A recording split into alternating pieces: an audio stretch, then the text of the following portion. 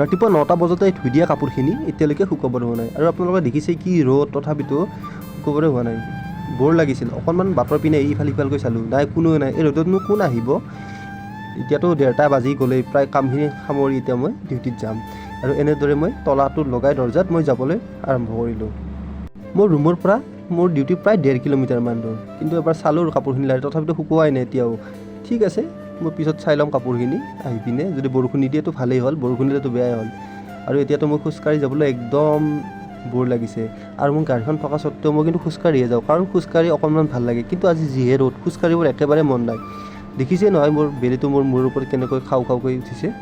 এতিয়া মই যাই আছোঁ খোজকাঢ়ি। আপোনালোকে কেনেকৈ যায় ডিউটিত জনাবচোন। আপোনালোকৰ ইমান ৰ'দত আপোনালোকৰ চাগে ডিউটি কৰিব মন নাযায় ন মোৰ দৰে। আহি আমি চকটো পালোঁ আমাৰ।